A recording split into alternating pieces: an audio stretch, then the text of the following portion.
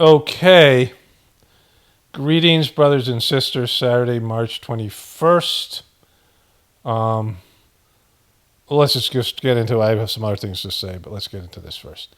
This is Palm Beach Pete at not Jeffrey Epstein. Definitely not Jeffrey Epstein.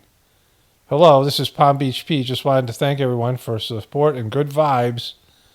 I'm not Jeffrey Epstein. He's Palm Beach Pete. So you're not Jeffrey Epstein? I'm not Jeffrey Epstein. I'm Palm Beach Pete. They call me Cuba Pete. I'm the king of a rumba beat. All right, so I made that meme. It's up on Twitter and also in my last video. So it's a little bit odd. Well, let's go back to Palm Beach Pete here. Okay, so when I first saw this guy... Good morning, everybody. This is Palm Beach Pete from Palm Beach, Florida.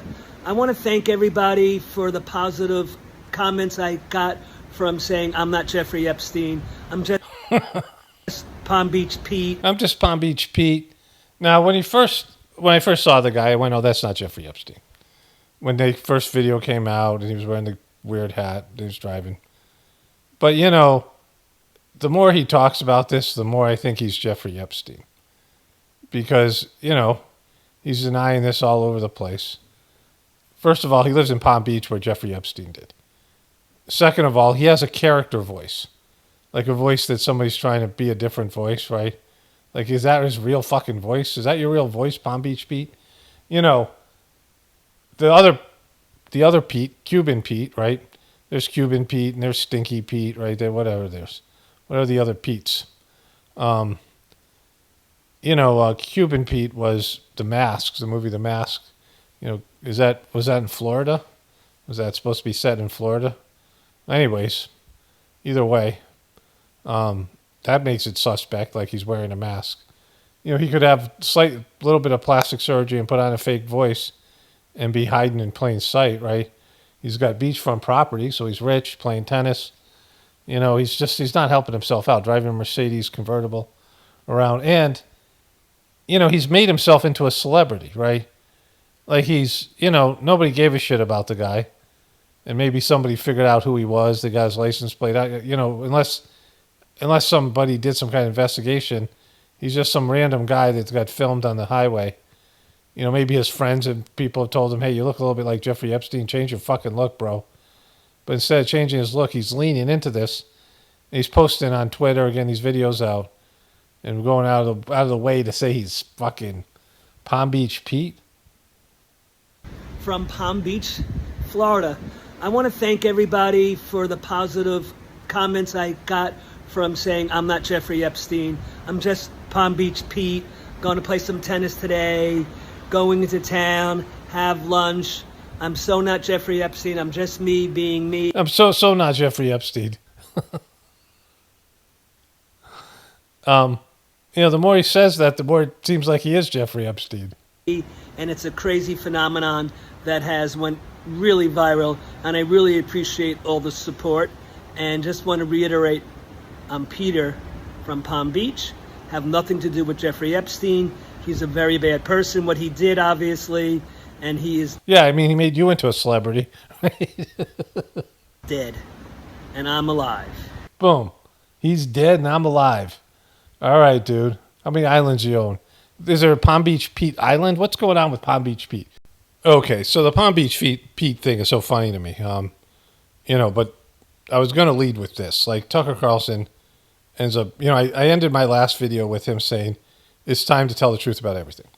And this video is entitled, Tucker Carlson on whether Trump betrayed America first over the Iran war.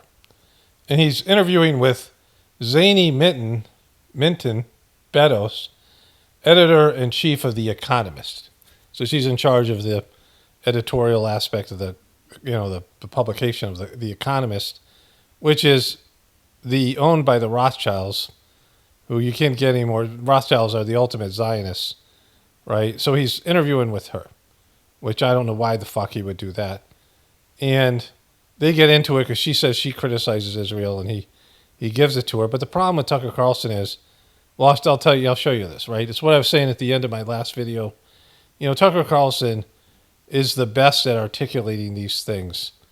He's smart and he's good at it. Like, he's good at his job. But he just sucks so bad about Trump, and he's going to suck here, and he's going to hold her accountable in the same way that I'm holding him accountable. Hopefully they don't copyright this. If they do, this might be a donation video. They might copyright it so I can't monetize it. But I want to show you this no matter what. Because it's everything that's wrong with the kind of the new wave of the truth community. Now, there was an article today.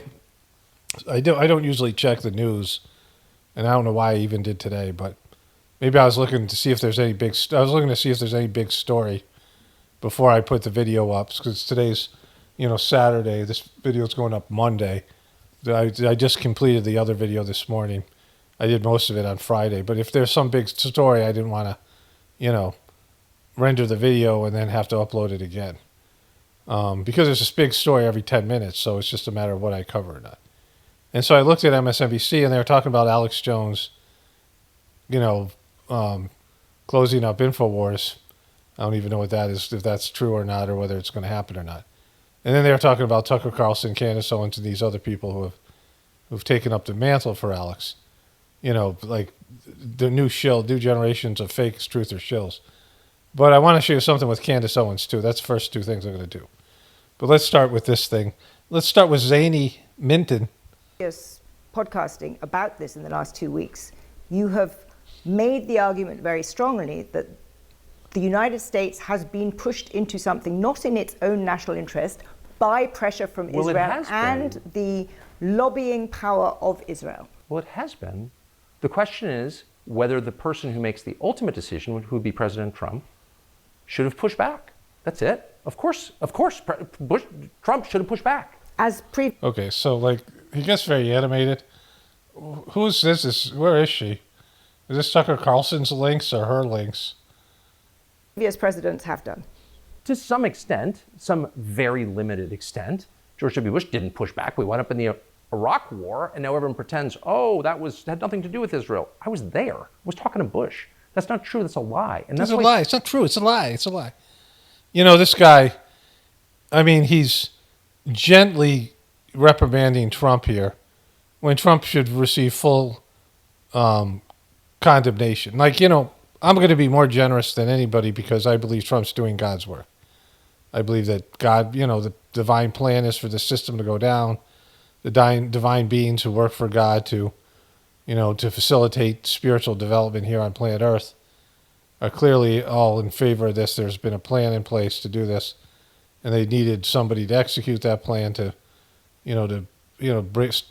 be the person that knocks over the Jenga, right? The guy who bumps into the dominoes, and Trump is good at bumping into shit, so they picked him. He volunteered. So, there's that. I'll always say that Trump is doing God's work because this is part of the plan that's a part of the Sajmark meditation that I do, that for years, the second master of the system created the circumstances for the current system to go down, and a new system based in spirituality as its base, built on a foundation of spirituality, was going to take its place. And so that's, I've known about that for years, as, at least that was talked about. It's, until it starts happening, it's not really totally believable, right? You might believe it, but, until it happens, it's not real. But, Trump is a worthless piece of shit and always has been. He's never been a good person. He didn't flirt with being a good person. He didn't get worked by Israel. He's selfish. He lied to his people. He's never about America first or any of these things, right? So important from my perspective to say out loud what is true before history is rewritten and disappears. And it's lying that gets us here. Because we say, no, lobbying efforts had no effect. Really? We say that about our pharmaceutical policy? No. Everybody understands that every policy a large government makes, including ours, is influenced by various stakeholders who were affected by that policy. But this is the one area we have to be like, no, it had nothing to do with the fact that his biggest donors were pushing him to do this, or the BB visited 7 times in 1 year. Are you joking? I'm not going to play along with the lies anymore. I'm not. You used to play along with the lies. He's not going to play along with the lies anymore. You hear him? He said it right here. It had nothing to do with the fact that his biggest donors were pushing him to do this, or the Bibi visited 7 times in 1 year. Are you joking? I'm not going to play along with the lies anymore. I don't. You did before, though, right, bro? You're not going to play along with the lies anymore. I'm not going to take it anymore. It's like Bill Murray in Groundhog Day when he was losing his shit. He's having the groundhog drive his car.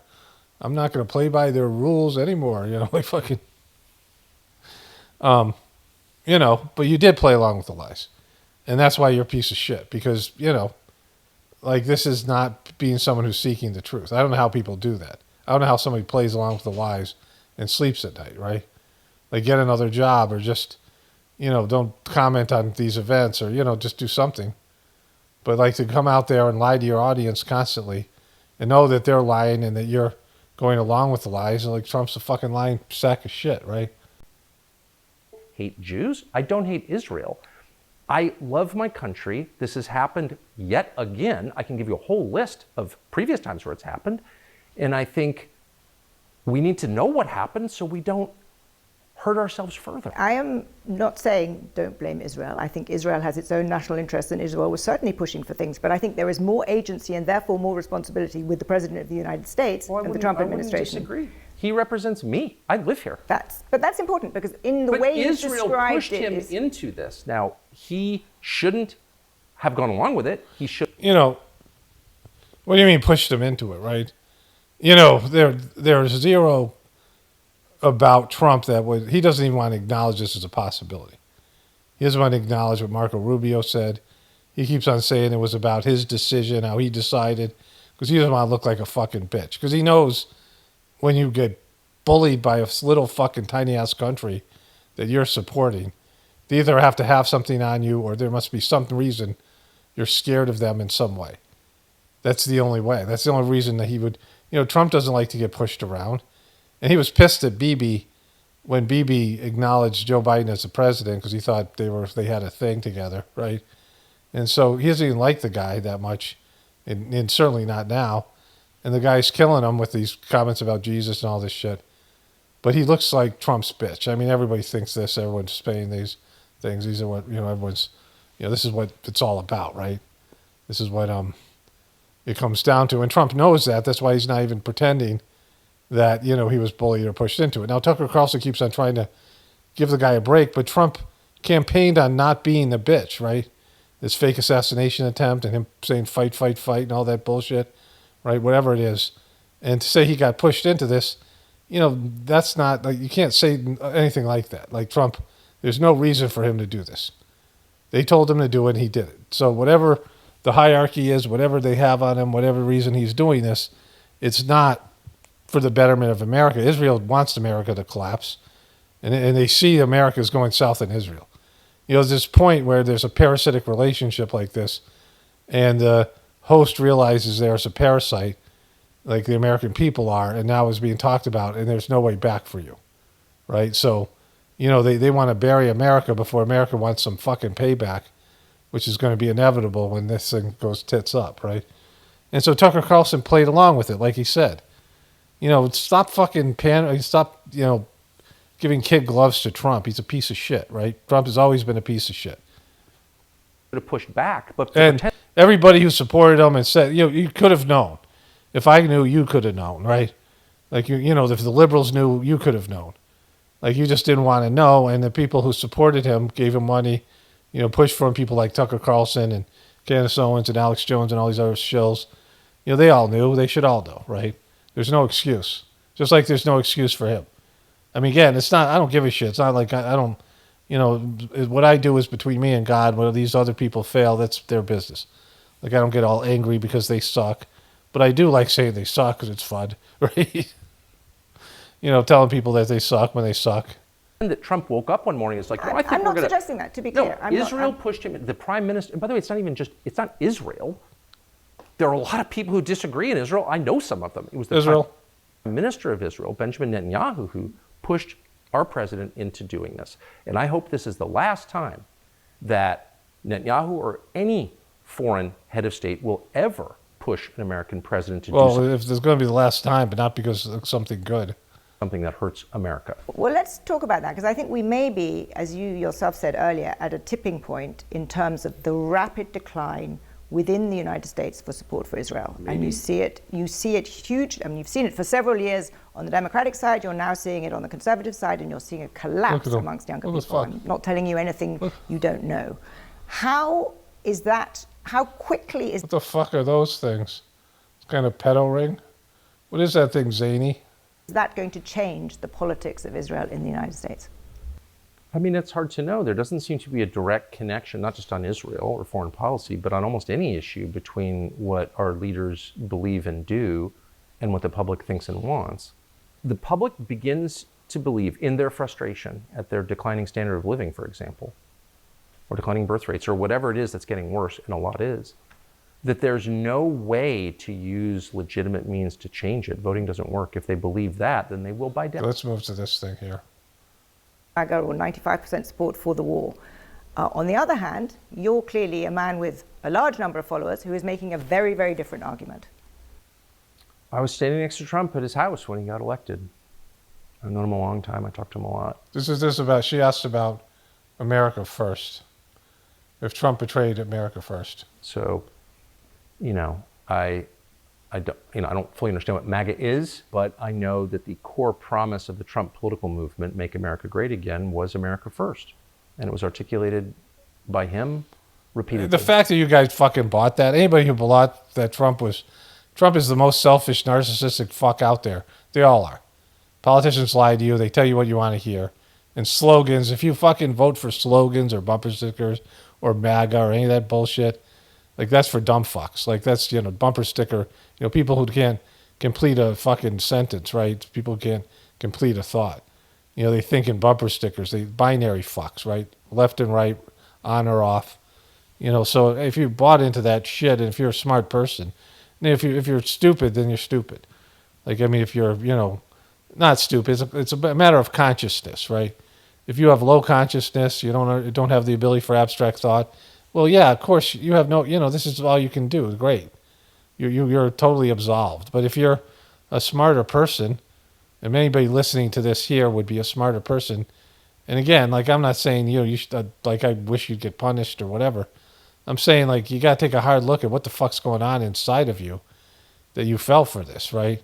Like that woman who said, apparently I'm an idiot. Like she was funny about it. But like what's going on inside of you, the desperation, what false beliefs do you have to get rid of? What blockages do you have to get rid of so that you could have easily seen through what Trump is? Trump's a selfish prick. He was never going to do what, he was just lying to you the whole time, right? At every campaign stop for 10 years. So everyone in America knows this. I think everyone globally knows this. The core of this movement was the idea that you would, and we could debate about how you do it, but you would try to put the interests of your country at the center of every calculation about how you manage your country and how you interact with the world. It's the single most obvious and single most popular political concept ever devised. Do you think Donald Trump has betrayed America first? This is where she asked that. I think that this war is something Yes, the answer is fucking yes, motherfucker. And so he's going to hold her accountable later on.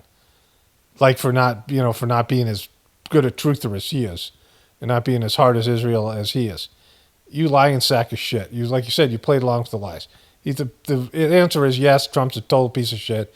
He's a deceiver. He was never about it. He lied to us from the fucking start. He deceived all of us, and he deceived his voters. And he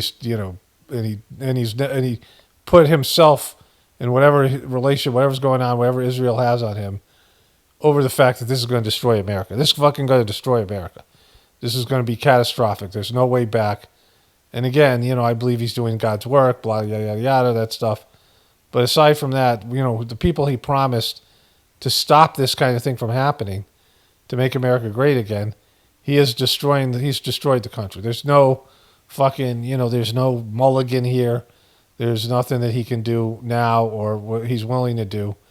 Like, even if there was something he could do, he's not willing to do it. So the answer, he's a piece of shit. He's not America first. He's Trump first. He's always been Trump first. And you're still fucking pandering to him, you sack of shit, right? He promised he wouldn't do, not once, but countless times. And until YouTube is banned, we'll be able to prove that. And the idea behind it is not only contrary to America First, it may be its inverse.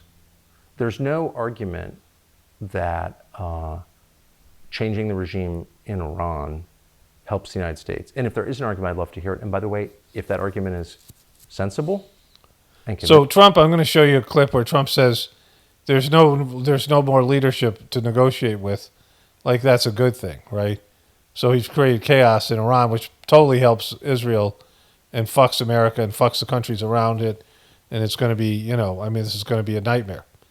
If it devolves into a little, small gang rule over a large country, and it's chaos in Iran, which, like Trump's bragging about. And so, like, he's a piece of shit, Tucker. Say he's a piece of shit. And saying, I will support it. All I care about is the United States. But I haven't heard that argument a single time. All I've heard is the kind of tiresome fear-mongering about nuclear weapons, which Iran did not have. Nobody believes that shit. Nobody with half a fucking brain. Look, she's in a defensive position here. Actually, even to make that argument to me, that Iran's zany nuclear program posed such a threat to the United States 3 weeks ago that we had to launch a full-scale war against them. No one's even arguing that because it's stupid and the facts don't support it. So why did we do this when we did it? Because Israel wanted to do it. They chose the timing here. No one disputes that. And timing in war, as in life, is a lot of it, and it determines outcome. And they hadn't thought through what was going to happen next. The Israelis hadn't, and we hadn't, because we didn't have time to. It sounds to me like you think he has betrayed it. This war is clearly contrary to what he promised and contrary to the idea that just say yes, motherfucker. Your leaders should put your interests before those of foreigners, period. We put Israel's interests before ours. Trump did that. Bibi's wasn't elected president of my country. My president was. I supported him, obviously. Yeah, fuck you. Voted for him. Yeah, fuck you. But, yeah. He did it. Let's talk about the way the debate develops in this country, because I think you're right. It's extremely difficult to talk about the subject that you and I have just spent the last half hour talking about, because there is a conflation. Very often, anybody who criticizes Israel is vulnerable to being called anti-Zionist or anti-Semitic, and there's conflation by the exact people you've just been talking about, in the kind of firmament of political discussion. Firmament. You click your heels 3 times to say firmament. You go to the flat Earth. A good faith response or a tactic? I'm about to ask you that question. Clearly, I think you and I agree. We have both been critical of the Israeli government. I just want to kind of clarify terms a bit here. Well, I've really been critical of the Israeli government. I've been plenty critical of the Israeli government. I've told you at the beginning that we Okay, so this is where he's trying to be more truther than she is, right? Like, she thinks she's criticized her. I don't know what her, zany, what kind of name that is. She works for the Rothschilds. So there's only so much criticism she can give, right? Legitimate criticism that's like, has some teeth in it. But Tucker's saying, well, I'm better than you at. So this is where I decided to go all in on this motherfucker, right? Because, he has a huge audience and blah, blah, blah. No gives a fuck. Nothing matters. But he's been lying to him. And he lied to him the whole time. People said he hated Trump, just like J.D. Vance did. But somehow he, then he was around him and he was, sitting next to him when Trump got elected. He was, in there, right? And now, fucking, Trump knows he's smart, Tucker Carlson. He knows he has this following. And now, with Elon Musk and Marjorie Taylor Greene and this Joe, whatever the fuck his name is, this guy who just resigned. All these people, they're bailing on him. Because, Trump's fucked everybody and, people are jumping ships like rats. But the time to criticize him was before the election. Because we knew this was going to happen. We all knew this. Like I said before, you never knew what Trump was going to do. But the one thing we did know is he gets completely owned by Israel. So whatever Israel wanted, he was going to give them. And I said way back when that this is Israel's window, which Tucker Carlson said, I don't think he copied me because I don't think he listens to me, but, he'd be really bummed out if he did.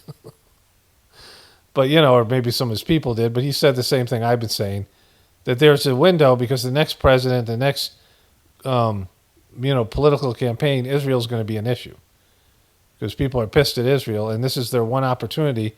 And even if, America was still supportive of Israel, America's done. Like we're gonna, you know, in the next so many years we're gonna collapse, and we aren't gonna have enough energy, or, you know, no one's gonna want a war with Iran then, right?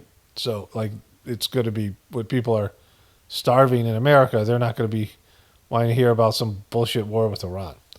And so when America collapses, we're not really a target anymore because, you know, we've collapsed. At least we're not a target from Iran, these other countries, because, you know, they'll be like laughing that we've collapsed, right? But he's trying to one-up her here. What do you think of Gaza? What do I think of Gaza? Yeah. I think the war in Gaza, to start with, was a perfectly reasonable response in response to the horrors of October 7th. I think now... Yeah, fuck you. Places, I mean, I've been there. Have you been to Gaza? I've been to Gaza since the war started. They would not it's let catastrophic. me into Gaza. Trust me, very few journalists get into Gaza. Yeah, no, I went with the IDF. It's the only way that you can go in. But nonetheless. She went with the IDF. Oh, you're so critical of Israel that the IDF brought you in. You go in and you see a flattened place. I think it is a disaster for the future of Israel, a disaster for the Palestinian people, a horror, 70,000 people dead. Why would you describe it first as a disaster for the future of Israel? You've got tens of thousands of civilians murdered. No, hundreds of thousands.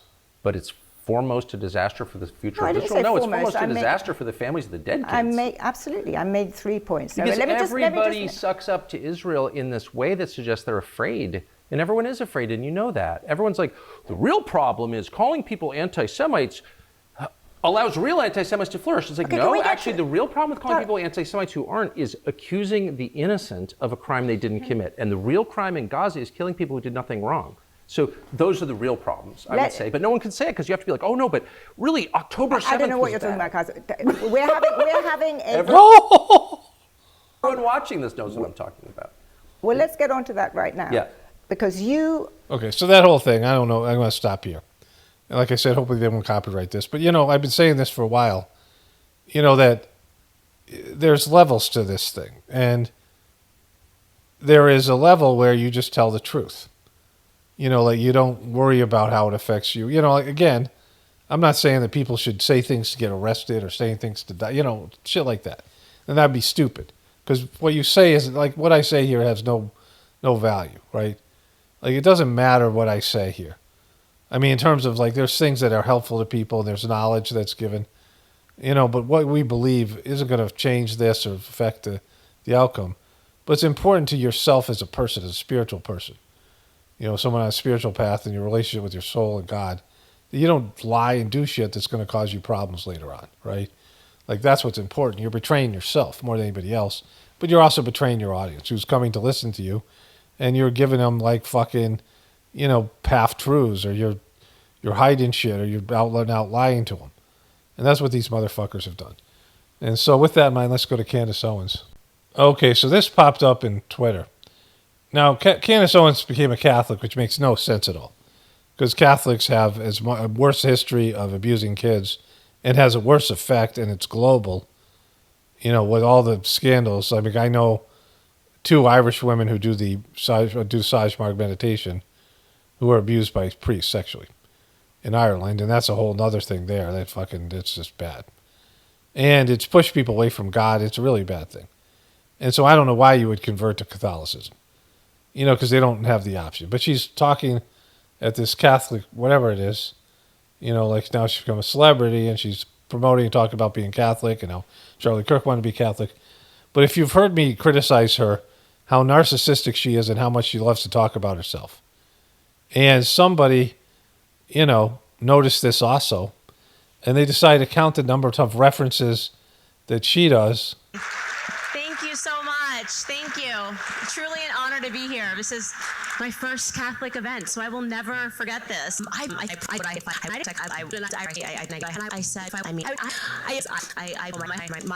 So this is Candace's references to herself. We're at 38, and we'll jump forward here, and then the references to God. It's 108, no references to God. 161 and 2 references to God. He just tweeted Christ is king, and Christ is king, but Christ is king. Candace Owens, Christ is king. Elation that I felt. I just couldn't believe it. I did that. All right, so 264 to 10.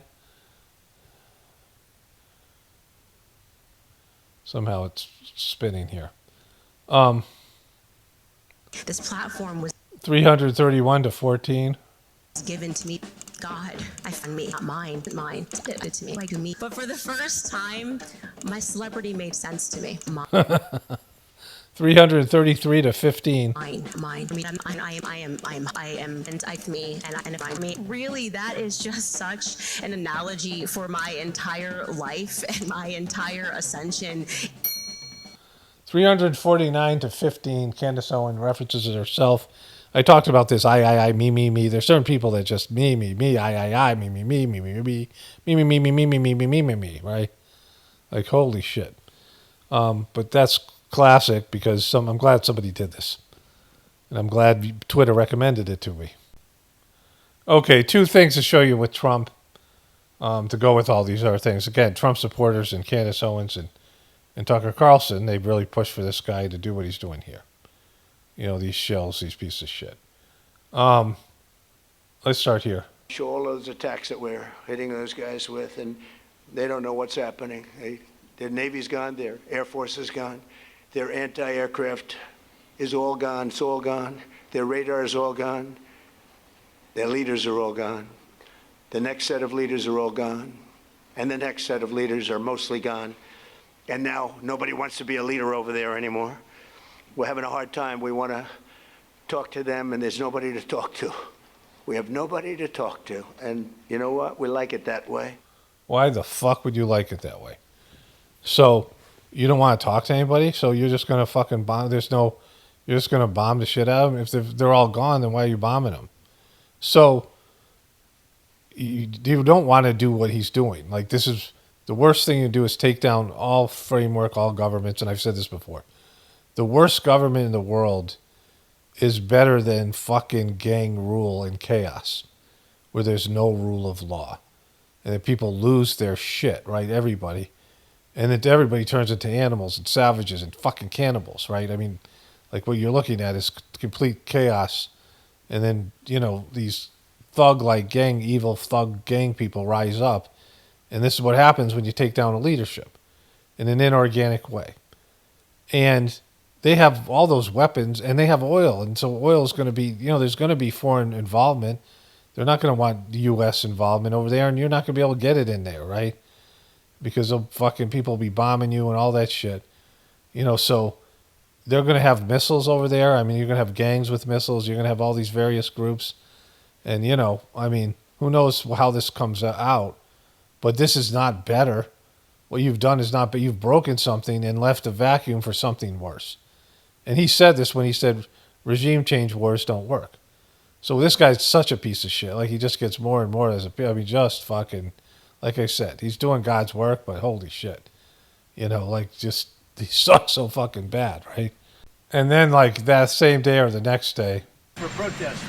And do you plan to escort those ships through the Strait of Hormuz with or without allies? We're doing very well there. We're doing very well overall.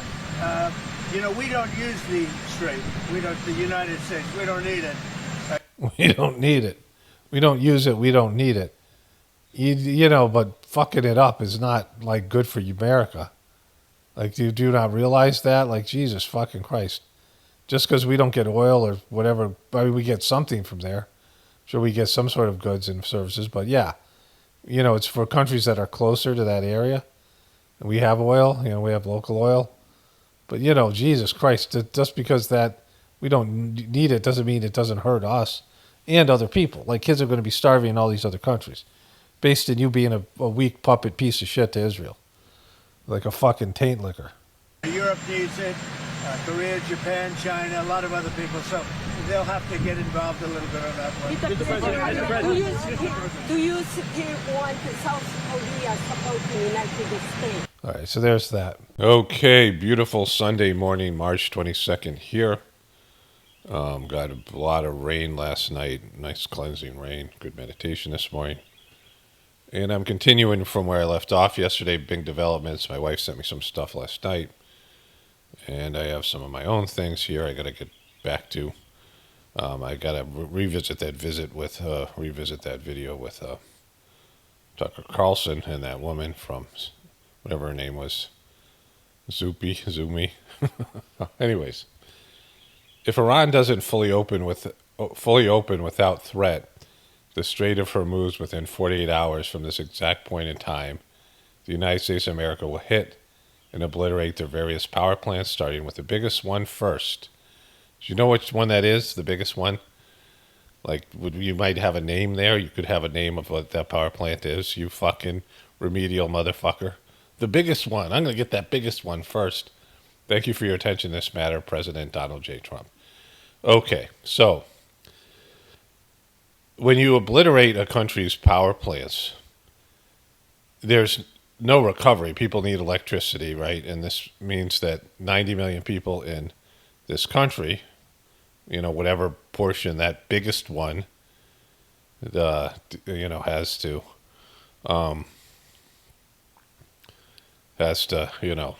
service whatever its services. There's going to be starving kids. You're going to kill all kinds of innocent people who may not even like their government, right? They didn't vote for this government. It's not an elected government, right? It's not a democracy. So a lot of people don't like the government or don't love the government, and you're going to just destroy their livelihood, their lives in various ways, and some people are going to die. It's a hot place.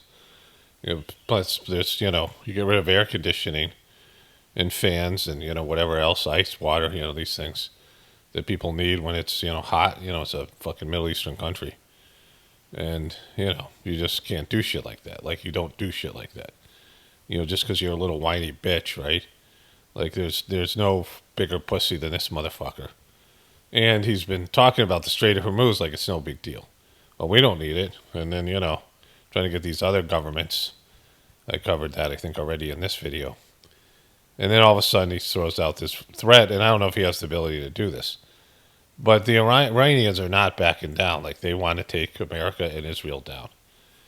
And they've made inroads. So this happened also last night. Then there was this. An Iranian missile made it through the Israeli air defenses and came down in the southern Israeli town of Dimona, and people are injured. Now, Dimona is in the southern desert there, sort of near the tip of the Dead Sea and very near the Natanz Nuclear Research Center. No word that anything nuclear was hit, but we do have word that a lot of people are injured. Well, they're not going to tell you if it's hit, right? Many as 40 injuries. That includes a 10 or 12-year-old boy who has shrapnel injuries and is in severe condition. So the Iron Dome isn't working, or they're out of missiles, or whatever it is, right? Which means they're going to have to hit up America for missiles we don't have to give, and money that we don't want to give. They've lost support, so this thing's going south, right? Because, it's what you're willing to tolerate, right? Like, Iran, has been willing to basically turn up their belly, expose their belly like a dog would expose its belly for years.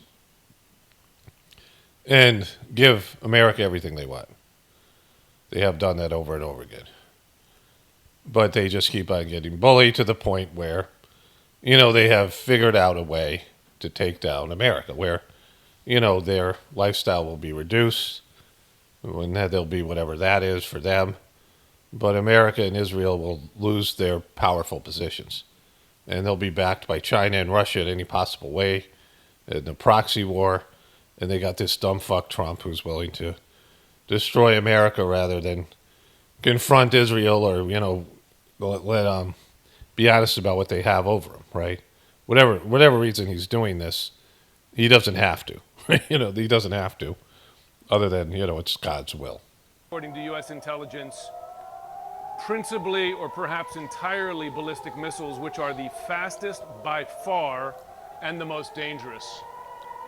And now what we're seeing in addition to those intercepts is we're seeing fragments falling to the ground. It's like a deadly fireworks display over Tel Aviv.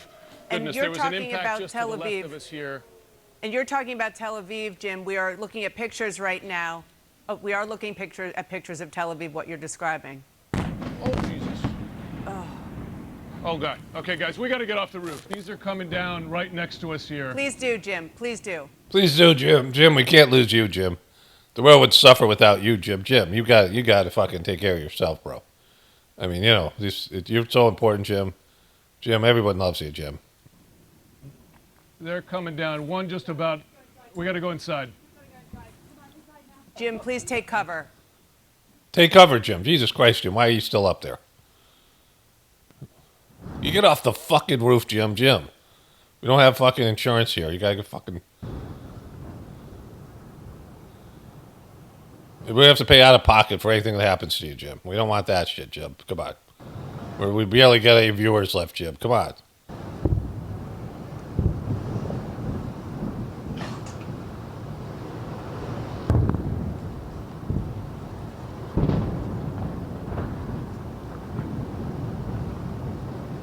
We are listening and we are watching.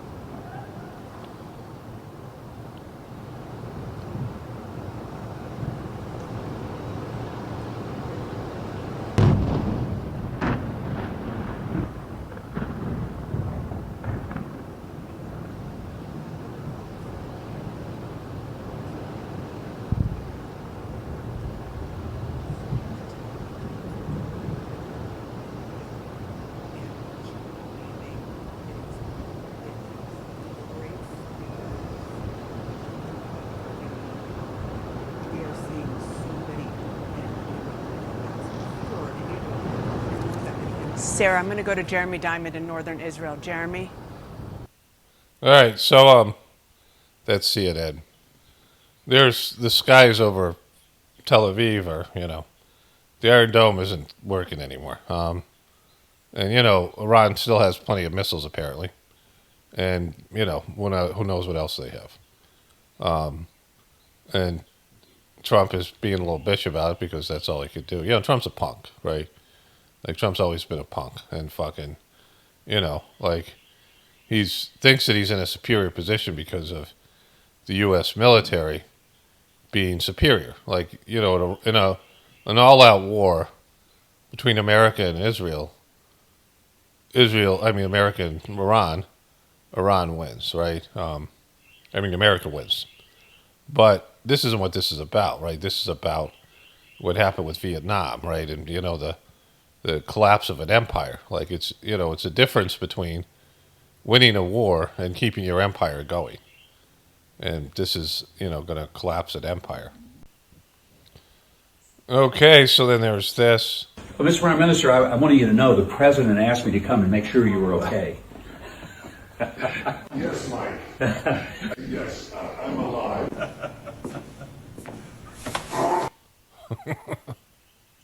There we go. There he is. All right. So, he's been zombie. There he goes, right there. That's a winner. Okay, so I wanted to get to this here. I forgot this part. This is the best part of this thing here. In this way that suggests they're afraid. And everyone is afraid, and you know that. Everyone's like, the real problem is calling people anti-Semites allows real anti-Semites to flourish. It's like, okay, no, actually, the real problem with calling people anti-Semites who aren't is accusing the innocent of a crime they didn't commit. And the real... So this, he takes Zany he takes Zany to the cleaners here. Real crime in Gaza is... Woodshed. Killing people who did nothing wrong. So those are the real problems, I would say. But no one can say it because you have to be like, oh no, but really October 7th I don't know what you're talking about, Kaz. We're having Everyone watching this knows what I'm talking about. Well, let's get on to that right now. Yeah. Because you are critical of the government of Israel. Do you believe in Israel's right to exist? Would you consider yourself a Zionist in that narrow definition? What does that mean, a right to exist? The existence of the political state of Israel as but it has existed, a right. What does that mean? That you think it should continue in its existence as a state right now. So you do not agree with Iran, for example. Well, let me just ask, since you asked me the question, it's fair for me to get you to define the term so I can answer it. You've asked two questions. The first was, do you believe Israel has a right to exist? And the second question was, do you believe Israel should continue to go on as a nation state? And those are very different questions. So Zany is Zany's getting run here. I don't know what Zany gets for views over there at The Economist. Probably not very many. And so what he's trying to do is box Tucker Carlson into his support of Israel and make this more about Trump than Israel. Which, nobody gives a shit. Like, these things don't fucking matter. Like, I don't know if they still think these things matter. Like, even if she embarrassed Tucker Carlson and was able to, get him to fucking play himself or whatever, like, he doesn't matter, she doesn't matter, fucking, the stuff's gonna, everything's going now in a way it's supposed to go. Like, it's out of your control. It's out of everybody's control. Like, even the people who control the system, sometimes they have to roll the dice. And, and this is one of those times. And they think it might go a certain way, or we can control this, or we can do whatever, whatever it might be. Especially when it comes to depopulation. When they depopulate, there's going to be all kinds of effects, like Thanos snapping his fingers when half the population, disappeared. You don't know what that's going to be or who it's going to be. It's just, you think you can control it, but you can't, right? And this is one of those times. I often hear the Having phrase, been created as a political entity in 1948, does it have a that right state to exist? Is that what you're asking? I don't want to get hung up on the right. Should it continue to exist? That's how I define narrowly Zionism. Because the phrase you used was devised by the Israeli government. Of course, does it have a right to exist? And so because it's a talking point. Like, she's using their language. Like, she says she's critical of Israel, but she's using their language, right? Everybody uses this language. We believe that Israel has a right to defend itself. That's what they always say whenever they do anything. They're going and they're destroying other countries. They're going after all these other countries for things that, they're the aggressor. I mean, that's like USS Liberty, right? When they took out the USS Liberty, that was about Israel having a right to defend itself, right? And then Kennedy assassination, was that Israel's right to defend itself? 9/11, was that Israel? Was that all framework? Well, Israel, that's, if we don't do these things, Israel can't defend itself. America doesn't fight a war with Iran, Israel can't defend itself, right? Like, those two things are what's hidden in those statements. Does Israel have a right to exist, and Israel has a right to defend itself? That they are in a situation where they're not sustainable. Like, if they don't do evil shit, if they don't manipulate, and if they don't, they're surrounded by people that hate them in a country that doesn't have any resources or any kind of, doesn't have anything. They have the Rothschilds, they have money, power, influence, right? And they have, lobbyists in America who can manipulate the American politicians in various ways. But they don't have, without that, they would just be overrun. All the countries around them would have, and not even just in a sense of military invasion. They can't compete economically. They're surrounded by countries with oil resources, oil money, with influence. Qatar and all these other countries around there, Iraq, Iran, all these countries, all throughout that region. Yemen, all these countries around them, not only have oil, but they have other resources. And they're big countries with large populations of people. And Israel can't compete, right? It would just be, it's like, the Virgin Islands or Cuba or something trying to compete with America. Like, there's just, it's, they have some beachfront property, some nice vacation areas, but they don't have, much in terms of resources, right? Certainly not the size of like these countries that these massive countries with massive people, massive population, massive tax base, massive revenue. And so Israel would not exist unless they do shit like this. So this is their excuse, that Israel has to exist. It's like there's something about Israel that's so important that, it's God's chosen, this is God's will. So if we don't do things to, we're going against God's will, and you get the evangelicals on board with this bullshit, right?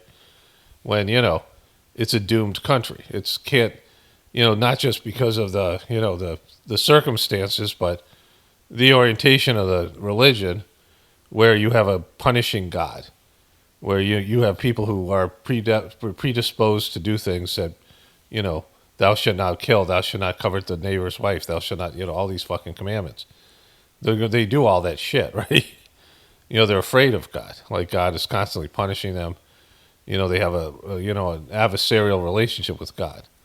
What they call God, like a demon that they call God, right? So this is the same thing with Christians. It's doomed. It's doomed because you don't have a positive relationship with God. If you fear God, your shit is doomed. Your religion's doomed. Your everything's doomed, right?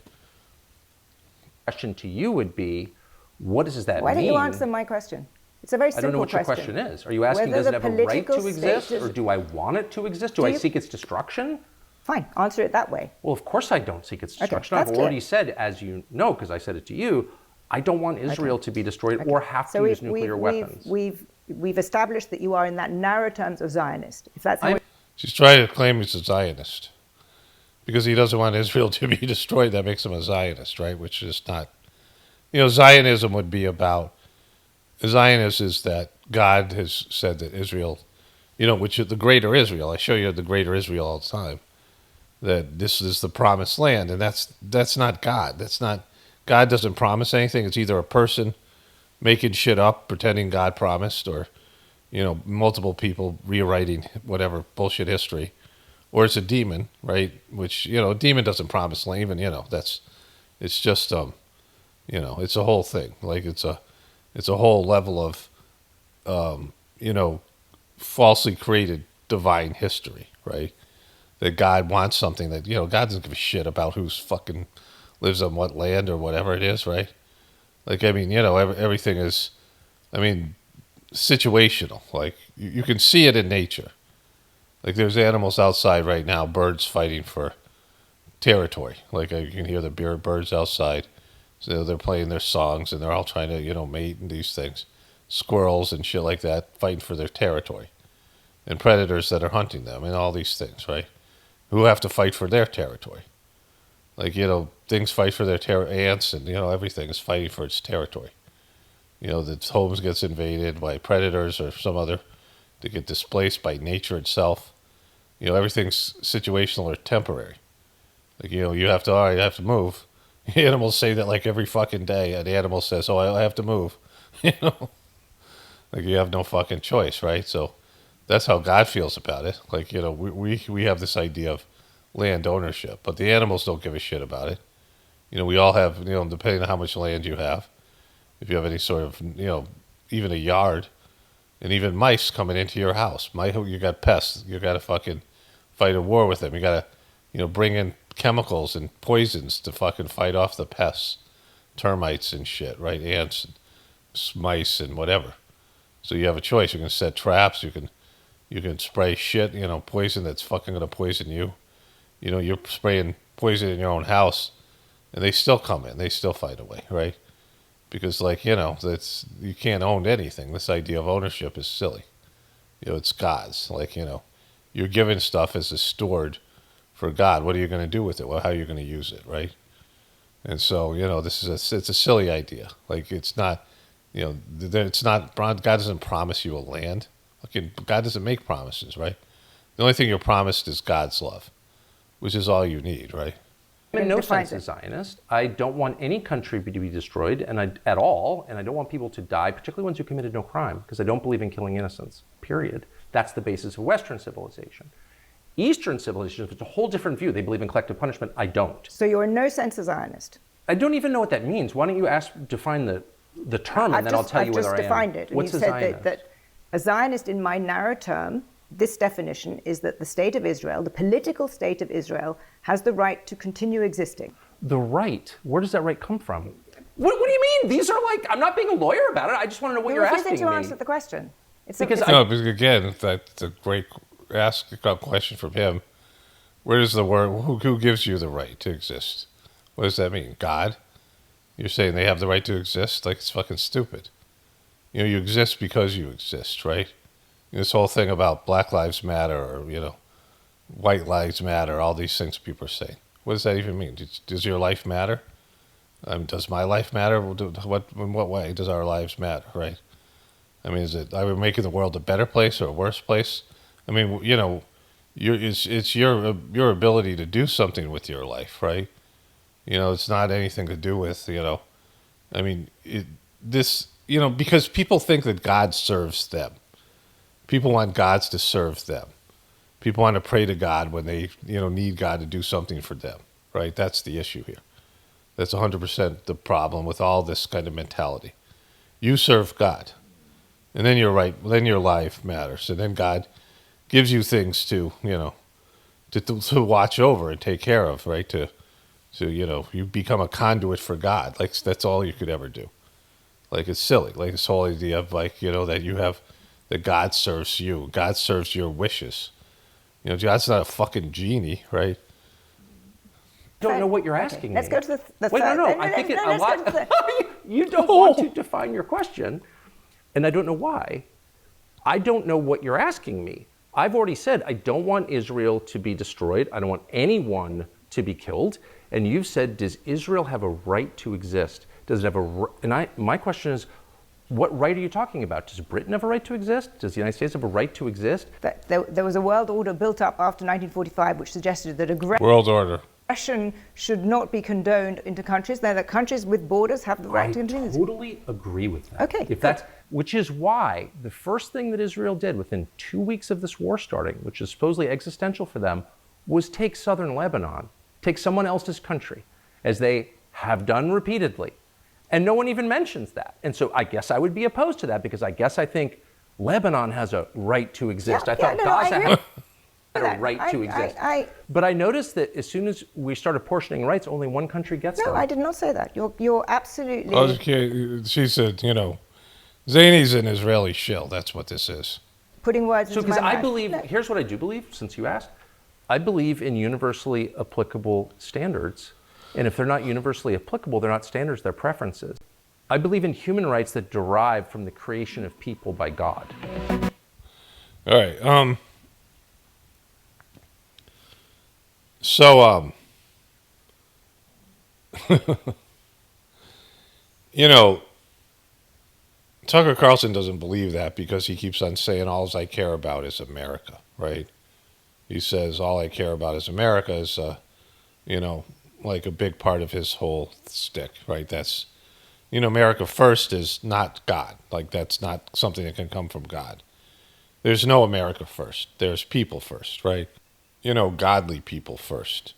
Like, all I care about here, because there's lots of stuff for everybody else. Like, most of the stuff is for everybody else, almost all of it.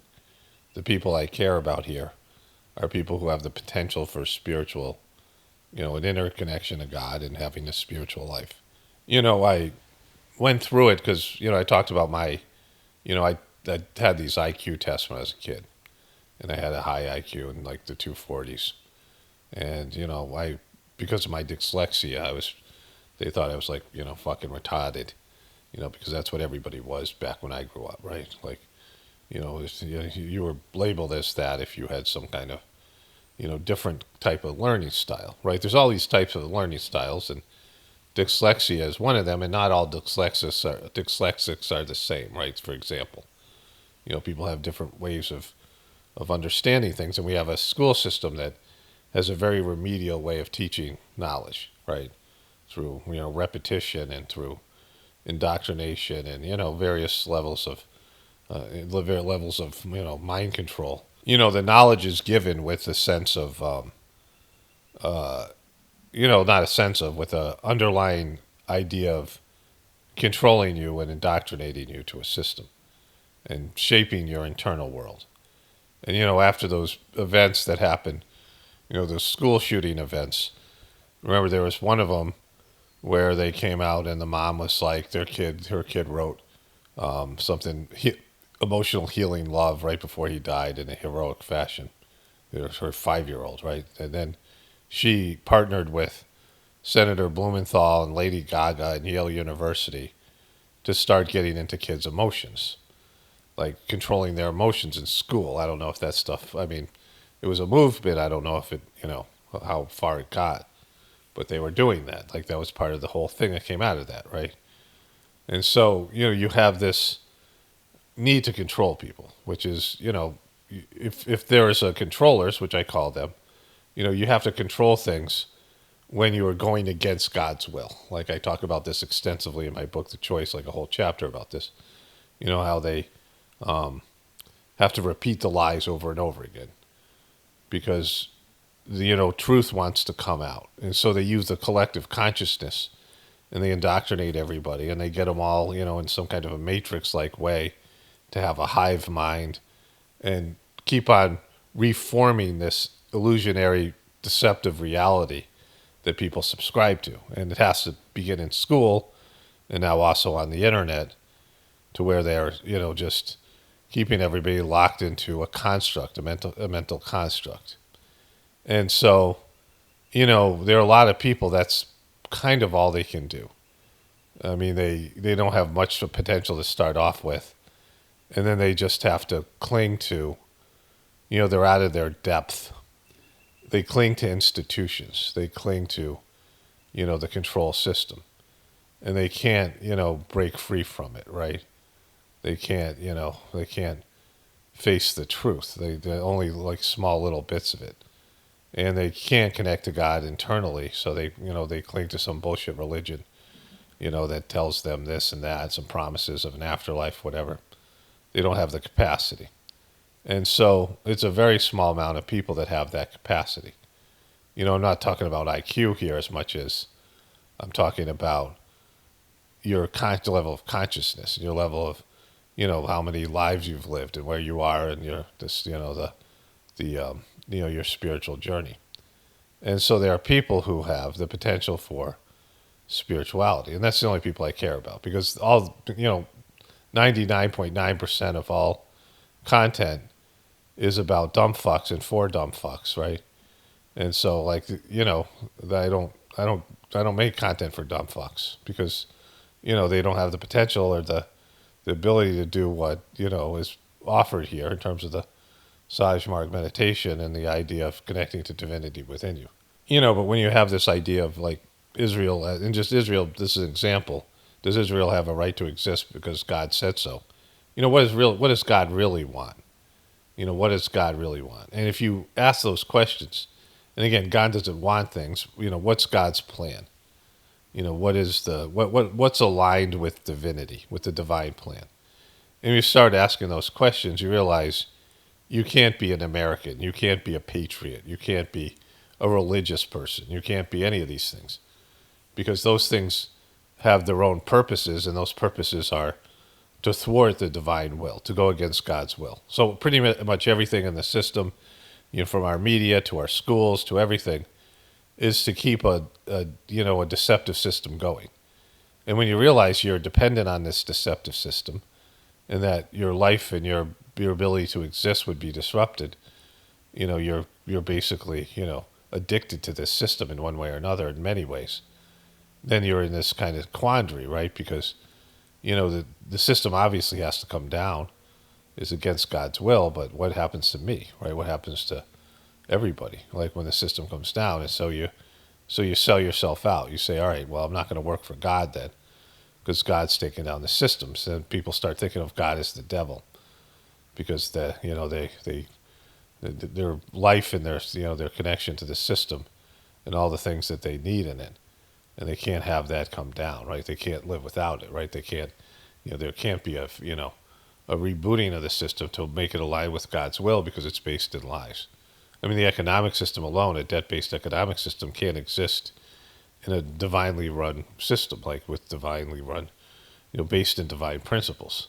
And so there can't be any America first. There can't be any Israel first. There can't be any of these things, right? There's, we're here to serve God, and people have to, there's a top-down kind of thing here, where people have the capabilities of doing this, and the other people just fall into line. Like the people don't have the capacity to connect directly.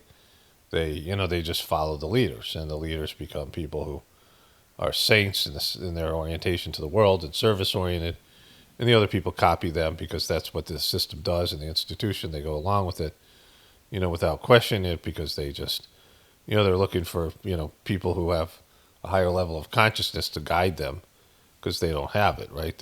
They're lost. And then they start developing these good habits, and they start developing abstract thought. They eventually have their own ability to connect to divinity within them, maybe after a life or two. And the system works that way, right? Elevating everybody. From the people who have higher potential, everyone has higher potential, but the people who are ready, people who are, at the level where they can do that. And then once they do that, they guide everybody else. And then the people who are, have dark tendencies, selfish tendencies, they just don't have any place to take a stronghold, right? They don't know. There's no one who wants to, that they can compromise and con and grift, because, for obvious reasons, that's not like good for people. Like when people have the real thing and they have God, it just, everything else is repulsive. Like you start, when you get rid of all the depravity like we have now, like that doesn't exist. And those tendencies get erased or buried, hopefully erased, but at the very least they're not up. They're not, they're not there to be manipulated, and people just go along with the divine system. And so that's, what has to happen. And, it's happened in smaller segments and smaller populations in history. But, in terms of a global situation, it hasn't happened yet. And then, it needs to, or we're going to perish. We're going to go extinct. It's one or the other.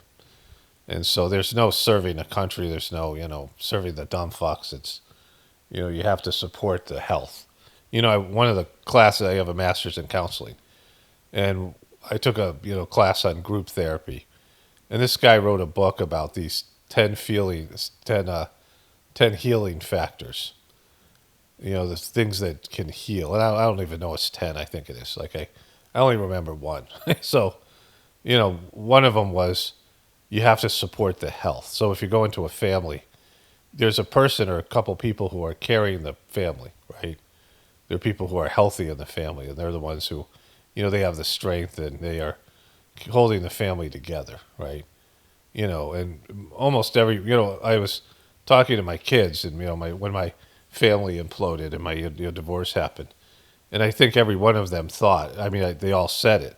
I don't think they all said that they all thought that they were the one holding the family together, and it was me, right? If they could see, if they could see from a perspective that wasn't a kid's perspective, and it's just they just seeing it from their lens, and taking everything for granted that parents do. But sometimes it is the kids. Like sometimes at least the kids are helping in some way. But there's people in the family that are the health. And in our society we all support this whole school system.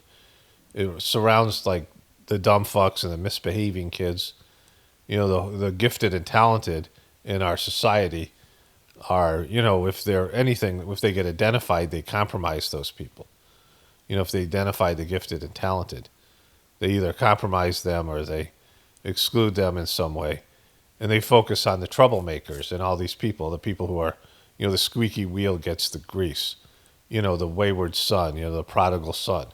He gets the feast, right? That's, let's take care of the shitty people. Let's try to fix the shitty people. Psychology is about that. Like, these people are okay. They don't need to be, fixed as much. Let's put all our resources into the ones that do.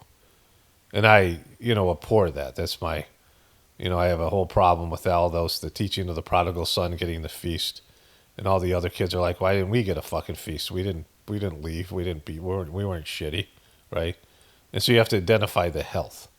You have to identify the people who have potential. The people who have spiritual potential in America and the European countries. I'm sure it's Israel and some of these other Middle Eastern countries as well. But certainly in the West, they get slammed, and it's like an all-out war on people who are, have spiritual potential. People who are potential saints, they get decimated because of the system doesn't want that. The system wants dumb fucks, right? The system doesn't want, people who can aspire to be something more. And so, this is what I'm talking about with all these things. You can't serve two masters. You can only serve God. And the people that can do this on a higher level, need to be identified and supported. That's what the Sajmarg meditation does. It supports those people in an internal way, and with transmission, with, straight up, rocket fuel for people, which is God's love. The divine love is, rocket fuel. And so it's the best nutrition you can get. Linked into all my videos is Gratefullness meditation with these sittings, these cleanings and transmissions that are given that are, free and can be done anytime people do it in just a little bit of time and effort. And people can see whether it, boosts their, whatever, their higher nature. Anyways, so that's that. Let's move on to the next thing here. So Lauren Boebert seems to have aged quite a bit in these last couple of months. I will not vote for a war supplemental. No, I am a no. I've already told leadership I am a no on any war supplementals. I am so tired of spending money elsewhere. I am tired of the industrial war complex getting all of our hard-earned tax dollars. I have folks in Colorado who can't afford to live. We need America First policies right now, and I'm not doing that. So they're turning on, there's a Marjorie Taylor Greene thing. I'm probably going to get into the next video. But, like Trump's turned out to be a fucking complete liar, right? Like he's a complete liar. He's gone against what he promised to be. Like he's the opposite of what he said he was going to be, right? Like he said it's going to be America first. He said he was going to make America great again. And he's an Israeli puppet. Like, and they're just kind of realizing this. And it isn't like he turned and they turned him. Like he never was the thing he pretended to be he just is a chameleon. He's a grifter. Like grifters don't have a dogma. They don't have a belief system. They tell people what they want to hear to get what they want. Like that's what they do. Like they morph. They're chameleons, right? Speaking of grifting chameleons. I have always been a person on the pursuit of the truth, right? I want to know what the truth is. Yeah, that's not true. You wouldn't have supported Trump for so long. Like, I mean, she's Catholics for Catholics. If you wanted to be a truthful person, you wouldn't convert to Catholicism. You wouldn't go from whatever Christian bullshit you're practicing to the original bullshit that's Catholicism. Like, I'm a Catholic. I'm not a Catholic. I was raised a Catholic. And I transcended my religion because I sought the truth. The Catholic religion was nothing but good for me. The Catholic religion did nothing to me. I didn't have any negative effects about the Catholic religion. It served its purpose. It's kindergarten, and it was a good kindergarten for me. It's not for everybody. A lot of people are scarred by the religion, but not me. Like I had a good, Swami Vivekananda saying that a religion's a great thing to be born into, but a horrible thing to die in. Because it's a kindergarten. Like it teaches the bare basics that there is a God and some remedial shit for, whatever primitive, childlike mind that you have. And then as you grow older, you transcend it. What Jesus did. Jesus was born a Jew, is a Hebrew, as one person pointed out, right? He was born as in that religion, and then he became something else. And so he transcended it. But, she's a piece of shit, lying grifter like Trump. From the time I was a toddler, my mother growing up to me would say, one day you're going to get a kid just like you. And I think she meant that as a threat, by the way. Yeah, of course she did. Of course she was. She was like a problem child. Like, manipulative and fucking dishonest. I mean, if you're seeking the truth, what about Andrew Tate or Taint or Michael Jackson or, any of these, Tucker Carlson, any of these people? Why not, You're not seeking the truth. You just now realize Trump is deep state, but he became deep state after you left him. Which isn't great, but I do know she would always remark that when I was a toddler, my father and her would have to sort of, when they would reprimand me, they would say something, and then they'd sort of close me the bedroom door and laugh, because I had to reason with them. I had to debate the idea to understand where they were coming from, sort of saying things to them like, Mommy, that doesn't really make sense. I don't really understand. That doesn't make sense. And I think my entire life I've been trying to make sense of things that never really went away, that desire to... And so you became a Catholic and you decided to spend, 3 months dancing around the fact that you want to go to Erica Kirk. And then finally when you felt like it was safe for you to do that, right? You went after that bitch that had Charlie kick you to the curb, right? Is that being honest? Is that being a truth seeker? To understand how things work, how the world is working. And I think at a certain point, I really thought that I had sort of landed on truth when I engaged in politics. And you go, okay, now I'm I'm sort of in the belly of everything, and I get this, and it's left versus right, and I have to go back and sort of understand the debates that were being had by the founding fathers, and you feel like you have such a grip on things. Yeah, so why would anybody think that? Why would you ever think politicians who are the biggest liars, the biggest grifters? You know, I say this all the time. Like, you expect the worst people to change things. Like, people who want to pressure the elite to change. And that's what this is about. It's about the masses who are suffering, wanting to do something, finding some leverage or finding some way to appeal to the elite's higher nature, and they don't have one. I mean, they have one, but it's buried, and it's not accessible. Like, why are you waiting for the worst people to change when you yourself could change? Like, you stop being a lying piece of shit. You know, instead of trying to find out all the lies and all the fucking, you know, deceptions and all the bullshit of other people. Like, you fucking change, right? Why don't you fucking change, Candace? Like, why don't you seek the truth about yourself and your own bullshit? And you've really figured things out, and you're flying high. And then you wake up one day and you realize, no, there's something way bigger than this. It's not about politics. You know, the expression that culture sits above politics. There is something that sits way above that, right?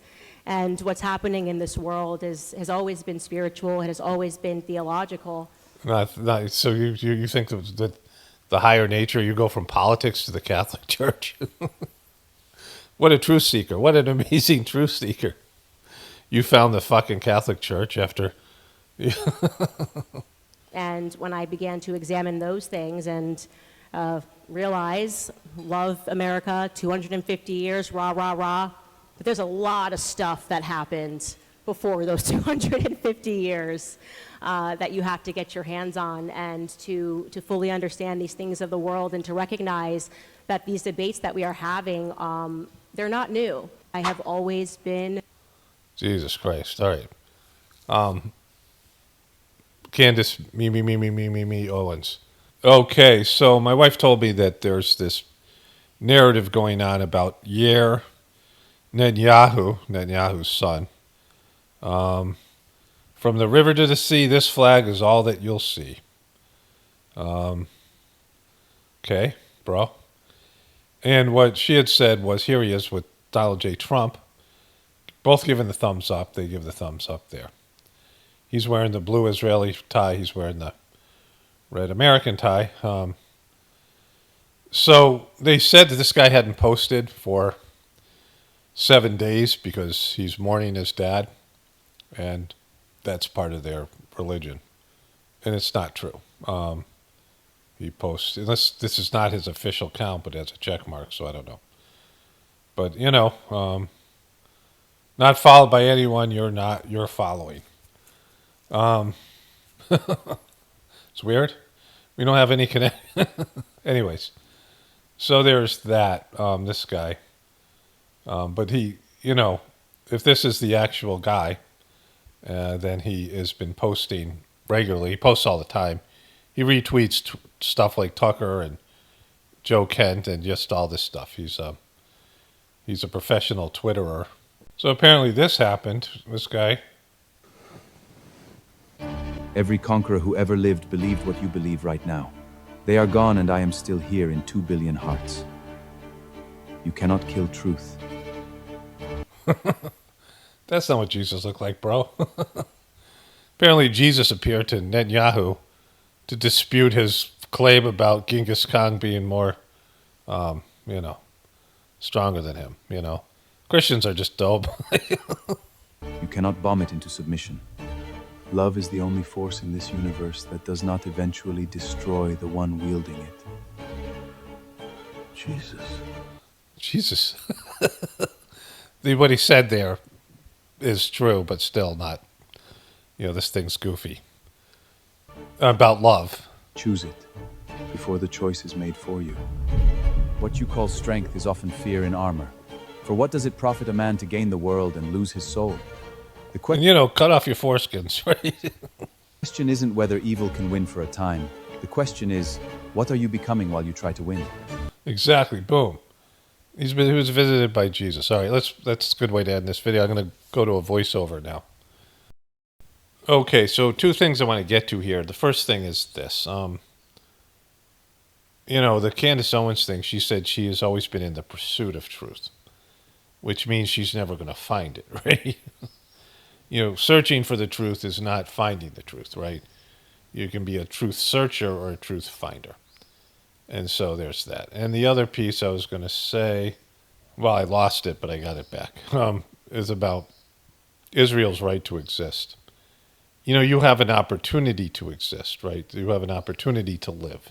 It's not a right, it's an opportunity. So this is, probably the theme of this whole video. You have an opportunity to live. You guys giving you an opportunity here. And so you take advantage of it. And so it's not a right. It's not it's not a privilege. You're not fucking, it's not some kind of, entitlement. This is not entitlement. Like people are, too full of themselves and their egos. Like this is an opportunity that you have. And, it can be taken away any moment. And, and maybe in most cases, it's probably pretty good that it did because you're doing less damage than you're stopping the amount of damage. All right, so that is the first two things I want to talk about. My wife saw this place was having a estate sale, and it was a rundown home, and some guy had died, and she went over there and then said, "Look, there's a bunch of tools." So I went back got our truck, and we went back there, and some woman, fucking elderly woman, missed the driveway, and it was on a hill, and she was like fucking, I was kind of just seeing it while I was loading the truck, which I'll get into in a moment. And she like completely fucked her car up, and then some woman with the Jeeps decided to pull her out, and there's a woman between them and between the cars for some fucking reason. I was only kind of aware of this, the owners of the place. And then there was all this insurance information being exchanged, and we were trying to leave. And I just loaded this giant tool chest and buckets of tools into the truck. My wife was taking them out of the drawer. But the guy who was selling it, we bought a vise, like a fucking real vise, and a bunch of other stuff. Lots of it was cheap. Would have cost thousands of dollars. And then it was a garage, and they had 3 toolboxes. And the guy who was selling it, he had one, and his dad had the other, and this guy, his uncle, who he was selling all this shit, had the third one. And so we went there, and it's like tools I may never use but would want to have but couldn't justify or afford to buy them. And so it's kind of an interesting thing, and I was like, wow, that was a good fucking whatever it was. Now we have like just boxes full of, just drawers full of these tools, and this big giant tool chest, and then a vise and a vise table and a table saw. So there was that. And so was there anything else I was going to say here? I want to read the comments and then come back to this, but I had some other stuff, but it'll come back around. It's a certain personality type that seeks fame and fortune, right? Like there's, everybody has like some sort of like moment where they're wanting some acknowledgement, some success, wanting to be seen by other people. We see this on social media. People want to be a mini celebrity in their town or their place of work, or, you have these levels of this thing. People are introverted. There's different, types of personalities. But for the most part, at some point in your life, you have this idea of being somebody great, somebody famous, somebody, something like that. Something, on the range of that kind of stuff, right? Something along those lines. But as you pursue something like that, its allure fades. Like as you get older, you get more mature. People post stuff on social media, whatever it is. You have your moment of fame, or something happens in your life, or there's just obstacles in the way of it, and you realize that's not what you want. Like as you get older, you see that you have some sort of different purpose. For some people, the worst thing that happens is their wishes come true, and they're like, "Holy shit, this sucks," right? But there's some people who just they can't get enough of it. And I had this clip. I didn't watch very much Oprah Winfrey. I mean, I don't even know the circumstances where I'd watch an Oprah Winfrey show when she was in her heyday. And I didn't like Madonna at all. Like, I just, she was from the very beginning. All of those people, Britney Spears, Madonna, Michael Jackson, any of these people, especially music artists, but any of these celebrities that they just kept on pushing on you, right? Like, they just kept on showing you over and over again. There's just something there that they want, they just were forcing them on you. I just, I have a natural sort of revulsion towards that. Not revulsion, aversion. But somehow I watched an Oprah Winfrey episode, like maybe not even the whole thing, I don't even remember, but I only remember one thing from it. And Madonna's saying, this is maybe she must be 10 years. She's been really popular for a while. And she says, there's a time where I needed to be fed by the audience. And I went back and found it in one of my Madonna videos. I'll never do that again because it was hard to find. But I found the interview, and I found where she said that. And her saying she needed to be fed, I was talking about this with Will Smith and some of these other people. They can't survive without massive amounts of input, material input in terms of wealth and riches, and then input from people propping them up, like fans and going out in front of fans and having people give them their prana, their energy, sucking life energy. These people are so dead inside that they suck life energy off of the crowd, right? And so you have people who need power, they need position, they need something to validate their existence. Like there's some, broken mechanisms inside their internal world where they feel like a complete piece of shit. They feel like they need some validation, something from other people, right? And, we see this with all these types of people, like this personality type. And so there are people who, get a little taste of this and they leave it or they, whatever happens. But then there's people that really need this. And those people, are these politicians and these, these celebrities, news anchors, Tucker Carlson's, and I showed you Candace Owens, me, I, everybody look at me. Everyone look at me. Look at me. No, don't look at him. Look at me. This kind of thing. And, there's people like that on social media. And those people, you can't account, they're so desperate, they're so broken, they're so bankrupt. You can't, expect anything from people like that, right? You see movies like this where there's a celebrity and there's, some famous person and they have some, person that props them up. Their spouse or their manager, all this stuff. Like you hear about these celebrities that are just like behind closed doors or, when cameras aren't on, they're just divas. They just need all kinds of like whatever special treatment and all that shit, right? And they get accustomed to it and they can't come back from it. They can't live a normal life. They can't just going back to being what they consider a nobody. And so again, those people are fucked. And to expect politicians, someone like Trump is desperate for approval. That's why he always brags. It's always, whatever fucked up things are inside of him. He wants, whatever things that he thinks he needs, putting his names on buildings and all this stuff, Trump, all this shit. And, someone like that, you can't count on. They don't think about anybody but themselves. And, they're completely fucked in the head. They're, internally.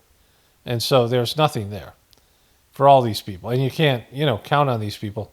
You have to like make the world a better place despite these people. You have to change yourself and evolve despite these people. Like they're making it harder for everybody, right? They're failures, but you can't expect politicians or celebrities or any of these people that you think, that are told to you that they're the cream of the crop to do anything, because they're not. They can't do it. They're not capable. Like, you're better than they are. Most of the people listening to this, I don't say better, but on a higher level. And so, like, you have to change. Like, you have to rise up to your level, because it doesn't matter how many people are watching. It doesn't matter how many people know about you. There's saints that come down here and nobody knows about them. And they do work that nobody knows about, but everybody benefits from. And, they don't get any credit or any of that bullshit. They're not looking for it because credit means nothing, right? Credit is, credit minimizes anything that you do. Like, getting paid for something minimizes what you do, right? When you do something, labor of love, you do something for God, you do something selflessly, there's no credit and there's no reward because the work itself, the opportunity, like I said early on, this is an opportunity. It's not you don't have a right to exist. You have an opportunity that's given to you by your very existence. It's an opportunity. It's an opportunity to serve. Like it's one of the best sort of teachings of Sizemore system.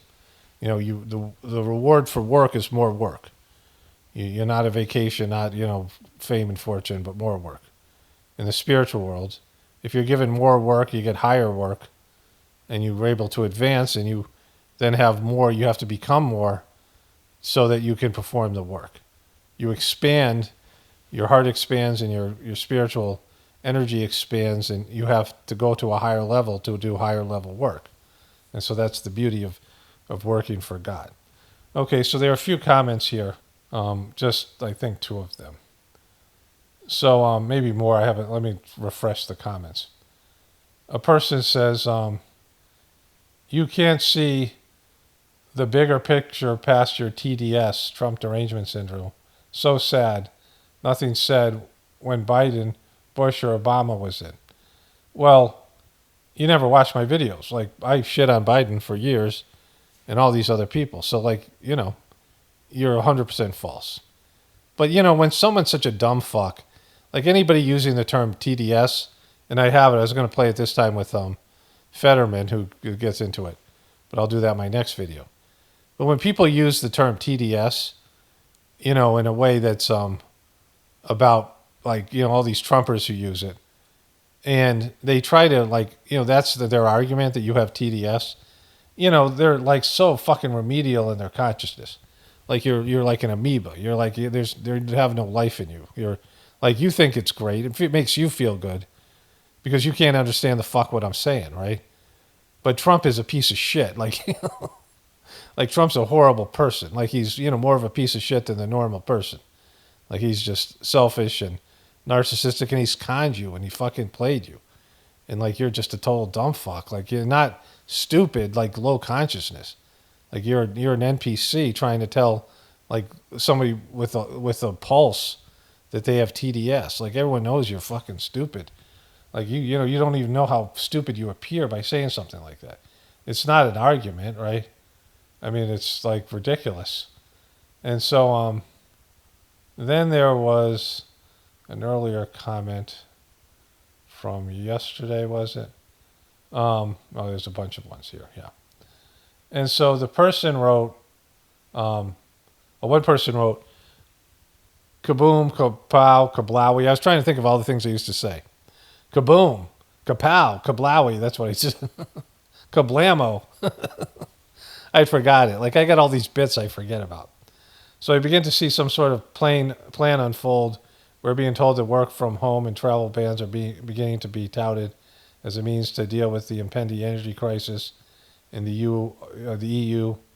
So it looks like the lifestyle takedown you've been predicting being put into motion. Also, I feel like a lot of organizations going into the official alt media to put out contrarian narratives regarding the Pennsylvania era shooter and Kirk shooting, when big hitters like Owens, Kelly, and Carlson are putting this out at the same time, and feels deliberate, like if the hidden unknowns didn't want this out there, it wouldn't be. Yeah, well, the biggest thing is a criticism of Israel.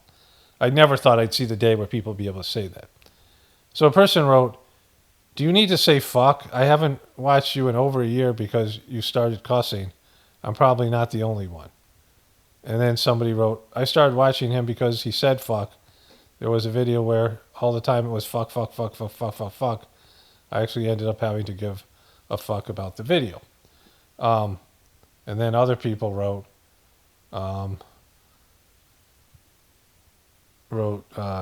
complaint department is closed on weekends. Well, there's never a complaint department here. And then someone else wrote, this is a shameless attempt to get a mentions. Let me read the comment segment. It might be, but I don't think so. But whatever, who knows? It's just, either way, the people just are, there's a big thing about the swearing. Like I talked about this, the Christians, they didn't get told you don't murder or don't do these things. Their parents really harped on swearing because they didn't think they were good, the kids were going to do the other things, right? And the swearing was something they, probably heard the kids do, so they all got it pounded into them. So they lose their minds when they hear people swearing. But like I said, you don't have to be here. Like if it's, I'm not saying that there aren't imperfections in my personality and my character and things that might irritate you, things that I do to piss you off or things you don't agree with or whatever it is.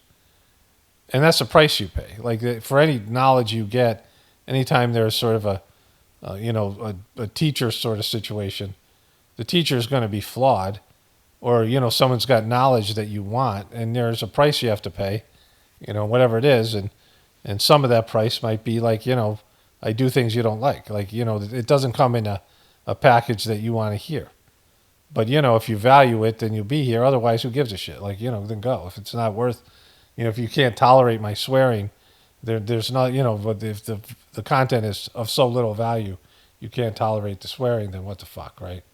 There's no reason for you to be here. It's like the videos have so little value to you, that's all it takes to, there's like a hazing process, like real ashrams, real gurus, real places where you get spiritual knowledge. They're usually with some kind of hazing process, and people would stand outside the temple or the ashram or martial arts or wherever it is. They knew that there was knowledge to be had. And they would stand outside, and the people inside would throw shit at them and call them names, like the Fight Club. Remember when he said Meatloaf? They kept on saying, that Meatloaf was the singer Meatloaf. And they kept on making fun of his man boobs, right? And there's a hazing, and the Sajmark system doesn't have that, but there's a natural hazing, and like here, there's a natural hazing. There's things that you have to get over, like to partake, right? Anyways, let me wrap this one up here. Only spirituality will save this world. It's power mile, definitely important for the apocalypse and the ascension. Everyone have a blessed day and be grateful.